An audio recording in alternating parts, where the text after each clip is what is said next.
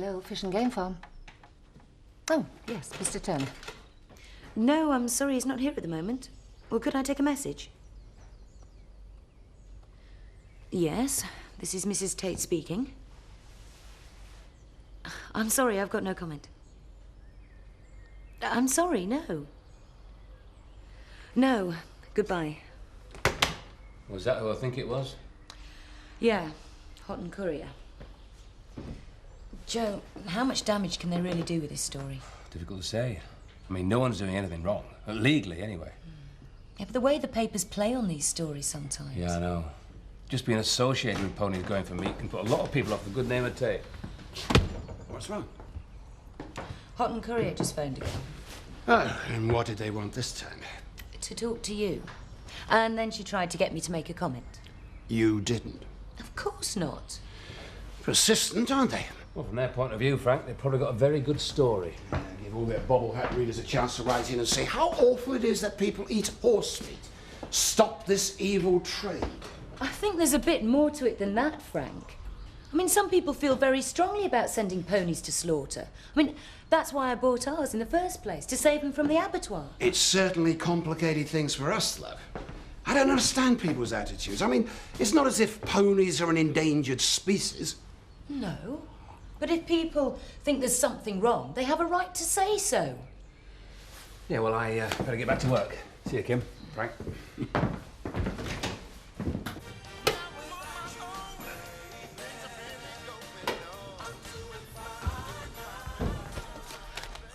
Lovely. We'll have some more of your requests and favourite pieces of music in a couple of moments.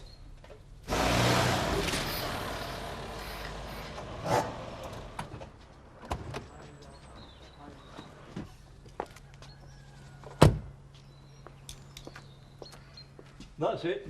They've gone. And taken the sideboard? Aye. She's a funny way with furniture, Mrs. Feldman. It comes in one week and goes out the next. Yes, love? Scotch, please. Well, it never looked right in there. Right out of place it were. Well, maybe she bought it on a trial basis, you know, to see if she liked it. Mind you, I didn't know you could do that with second-hand furniture. That'll be £1.05, please, love. No, not at price she paid for it. Why? What did she pay for it? 50 quid, that's what she told me. 50 quid? I don't think I'd pay 50 quid for something like that. Maybe not, but she reckoned it were an antique. Now, you know something about antiques, don't you, Mr. Emmerdale? What would you say a sideboard would be worth? Like the one outside? Well, I didn't get a very good look at it, but if it's the sort I think, then it could easily fetch £500 at auction. 500? Well, depending on the condition, of course. But if it did only cost £50, then I think someone made a very shrewd investment.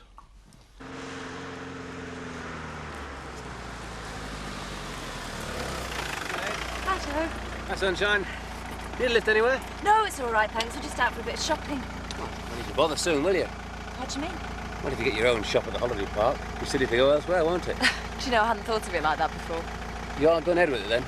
Well, I still need to finalise a few franchise details. Oh, great. Welcome aboard. Thanks, Joe. And if there's anything I can do, just let me know. Thanks, I will. Right. Best be off. See you. Mom?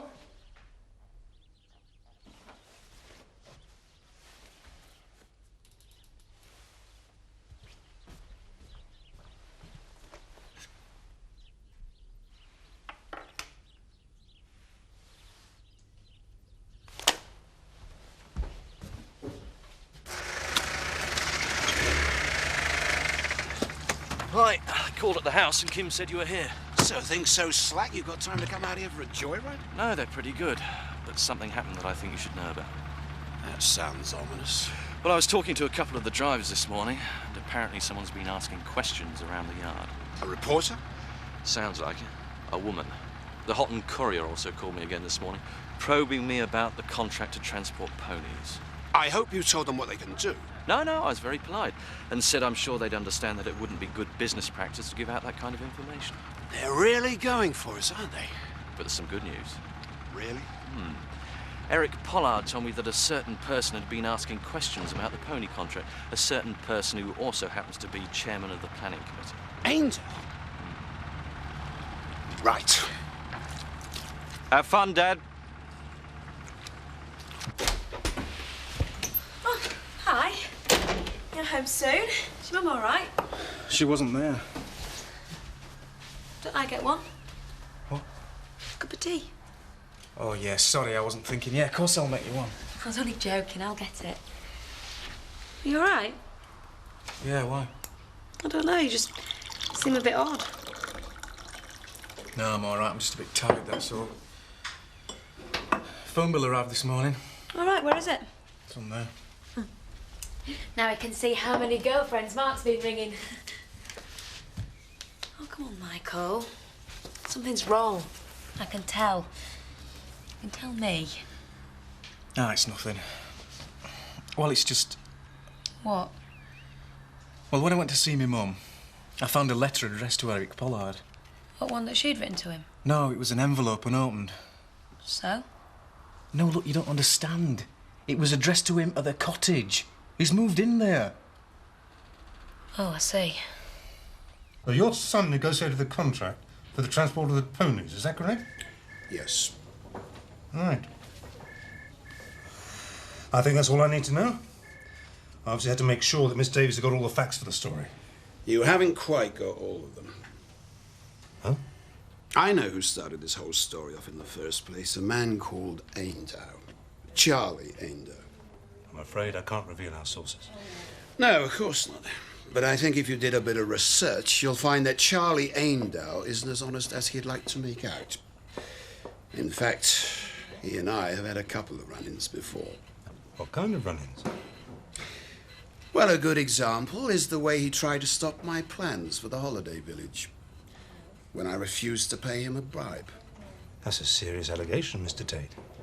Local councillors soliciting bribes. Do you have any witnesses for this? Oh, yes. I'm afraid Mr. Emmerdale isn't very subtle or clever.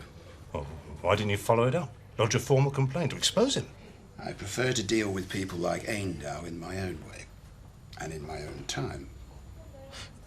If you'll forgive me for saying, I think now is the time to expose Mr. Emmerdale, if it's some sort of revenge trip he's on. I really didn't come here for your advice, Mr. Trafford.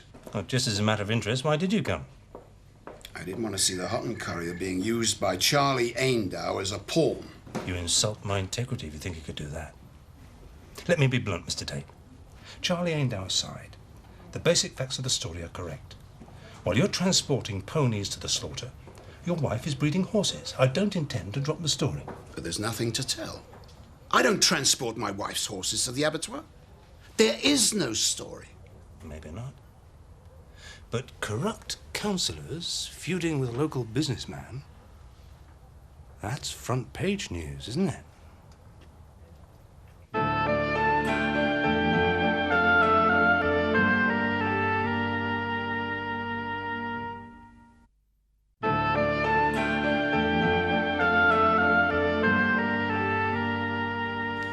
Mr. Tate, it's been very interesting talking to you, but now I really must get on. You're determined to press on with the story? I think so, yes. I'm afraid I can't let this one drop. It's not going to help my holiday village at all. I really don't think that's my concern, Mr. Tate. It is if it affects your business as well. I don't see how it can. Well, if my holiday village is going to be affected by this kind of publicity, it's bound to have a knock-on effect throughout the whole community. I'm sure the community will cope. I'm not sure that your advertising manager will cope so well. My estate manager spoke with him only last week, funnily enough. Obviously, if Mr. Emmerdale gets his way and the holiday village suffers, our advertising needs will be smaller. Figures discussed will have to be reduced. That's a risk we'll have to take. That's a risk you'll have to take, Mr. Trafford. You know what really annoys me? Mum couldn't even talk to me about moving Pollard in. Well, you haven't been round there very much recently. I know, but she could still have talked to me. She probably knew that you wouldn't listen. Well, of course I would have listened. Come on, admit it. You're hardly the most diplomatic of people. No, maybe not. So, you've got to help her. I know it's difficult. I found it difficult to accept Joe at first. I had to trust in my mum's choice. Rachel coped, and so can you. You're older and wiser. Well, you're supposed to be. Jack, you all right? What's happened? Pull me out. Oh, come on, let's get you inside. Come on. Oh, God, come on, it's all right.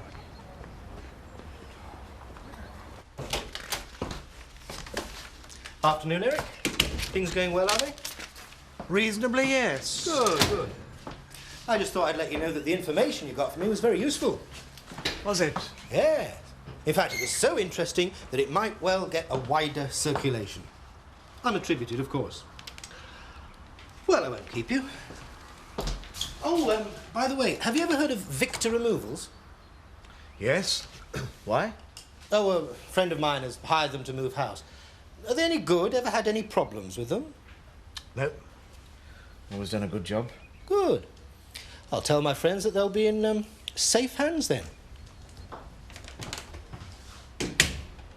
This is ridiculous, Jack. There's obviously something wrong with your shoulder.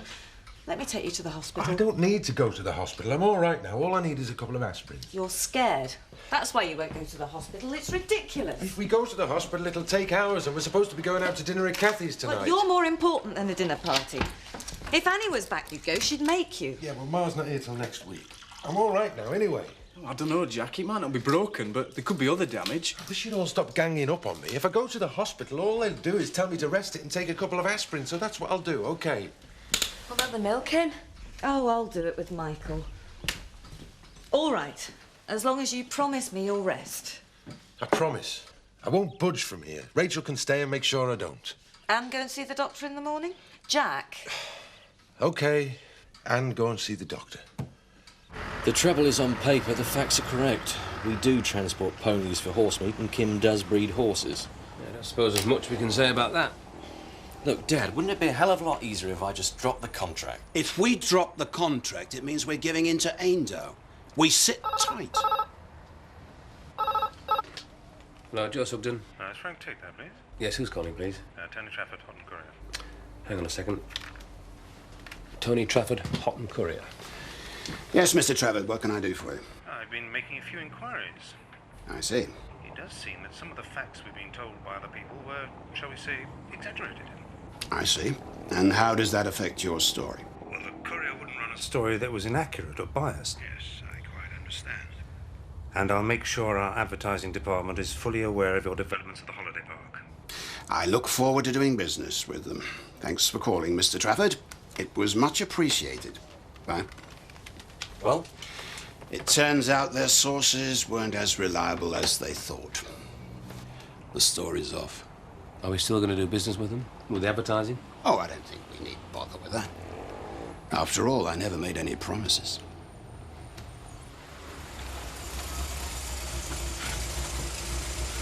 Look, Jack, are you sure about this? Well, it's too early to turn up there now. Besides, if I know Chris Tate, it'll be champagne and posh French wine all night. Not a pint in sight. That's not what I meant. I'm talking about Carol and her laying on of hands. Well, it worked once. So you say. Oh, it did. And a whole lot better than anything else. OK, so it worked, but it didn't last long. Well, painkillers wear off too, you know. How did she do it? Oh, she puts on a pointed hat and she mutters spells. No, it doesn't matter how she does it. It can't hurt, can it? And besides, it's better than stuffing myself full of pills from the doctor. Oh. Have you ever thought of doing it professionally? What's that, sir? The healing stuff, it's a great gift, is that, you know? There's thousands of folk who pay you money to help them. Ah, well, you said it yourself, Seth. It's a gift. And you don't charge people for a gift now, do you? No, but there could be expenses. Well, Sarah, Jack, you look very smart this evening. Meaning we don't normally? Hi, sir. Hello, Lou. No, I didn't mean that at all. No, what can I get you? A pint for me, Sarah. Orange juice, please, Alan. I'm driving. Hello, Jack. What did the doctor say? His doctor? You have been to see a doctor about your arm. Well, I didn't have to after you fixed it. Well, until he started throwing heavy bags around and made it worse. Oh, for heaven's sake.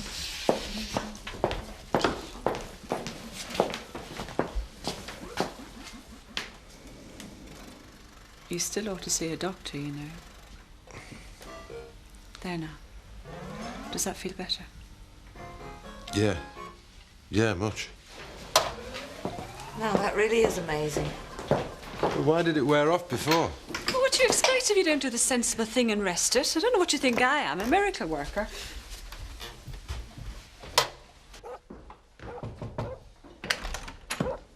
Hello, Nick. Oh, sorry. Oh, if you've come to help with the housework, I'm afraid you're going to be disappointed. So I see. No, I've come to ask a favour. Oh, ask away. Well, it sounds silly, but I wondered if I could take some snapshots of you and Alice. Oh, well, yeah. What, you mean now? Well, I've nearly finished the roll and I thought I could drop them off in Houghton tomorrow morning. You've got loads of photos of Alice. I'm the proud grandmother. Well, come on, then. Smile for your grandma.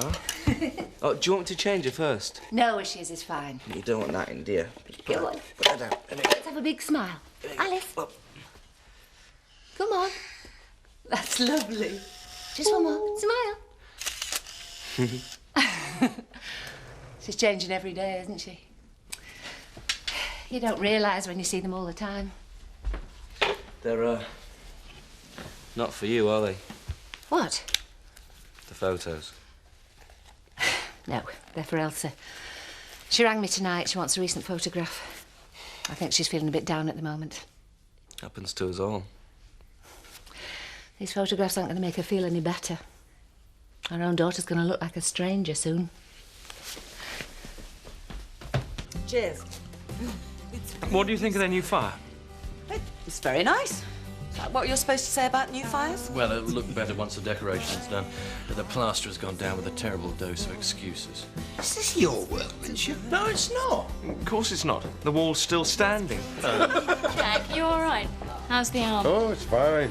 Fine, I've just got to rest it. Good. Listen, I'm really glad you came. I did wonder if... Oh, no, I wanted to come and see you all set up in your new place. As long as you're happy, everything else comes second. Oh, I am. I'm glad to hear it. Anyone need a refill? No, I'm all right just now, thanks. No, not for the minute, thanks, Alex. Listen, have you had a chat to Lynn?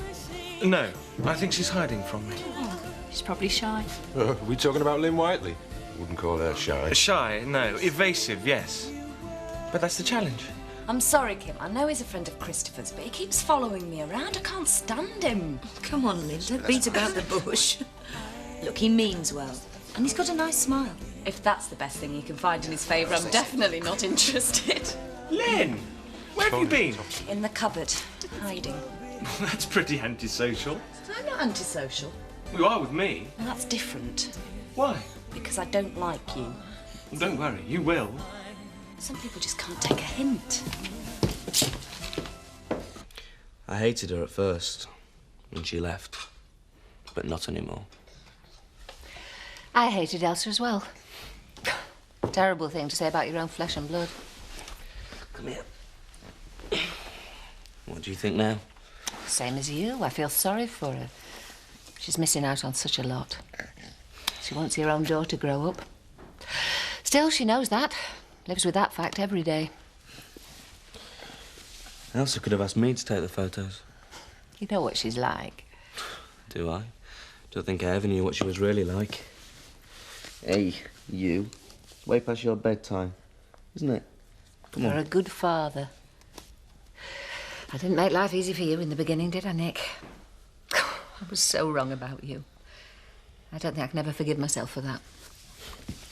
Elizabeth, it's a long time ago. Hey, you've not finished your film. Why don't I take a photograph of you and Alice? After all, I'm sure Elsa didn't want me on the pictures, did she? I tell you, with people like Emmerdale, it's not enough to stop them once. You've got to put the fear of God in them so they will never, ever try it again. Don't you think you might have brought some of this on yourself? How do you mean? Well, you must have known the horse meat trade would face opposition. A lot of people think it's wrong.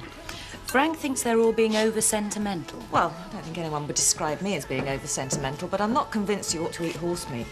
Jack, what do you think? You can't object to sending animals to the abattoir? Do you think it's a good idea leaving Alex and Lynn together? Of course. Been trying to do it since they got here. Why are you not worried Lynn will seduce him? Kathy, I really don't think that's likely. Come on, it's just a bit of fun matching them up. Yeah, I know, but what if Lynn doesn't want to be matched up? You what? I've set myself a challenge. What sort of challenge? Well, just to get to know you a bit better. Listen, Alex, I don't like you. In fact, I can't stand you. I've been trying my hardest to get that through to you, but you're either too arrogant or too thick to accept it. Right, keep your voice down. So you can forget about your pathetic little challenge and go back to selling factories or shops or whatever it is you do. Any chance of this dinner, Kathy? I'm starving. I'll order an extra set of prints for you, Nick. It's about time you had some more of those around the place. Yeah, that's our fault, I'm afraid. Elsa and I spent so much time arguing, we forgot about little details like family albums and photos of Alice. Well, I'll say goodnight, Nick. Are you, seeing Eric tonight? No, I don't think so. You all right, Elizabeth? Yes, of course.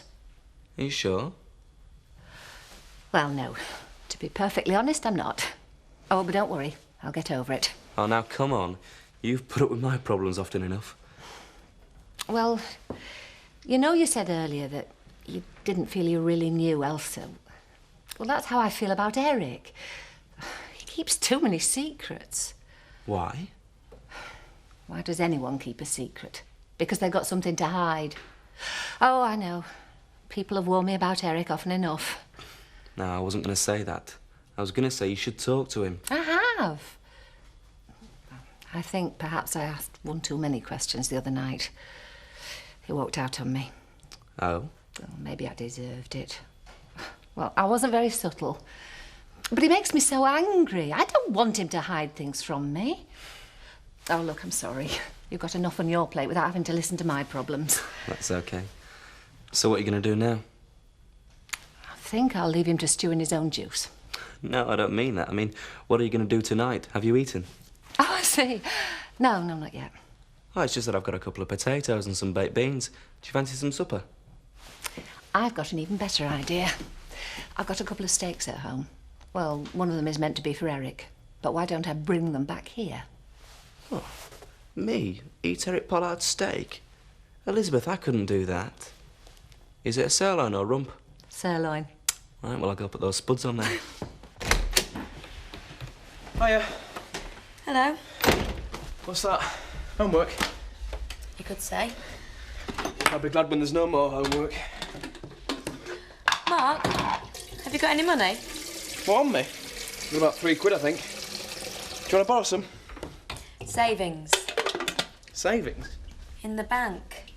About £50, I think. Not that it's any of your business. So what would you do if you owed £457.98? I haven't got a clue. From a bank, I don't know. But I don't. Oh, yes, you do. Come on then, what's the punchline? Your phone bill.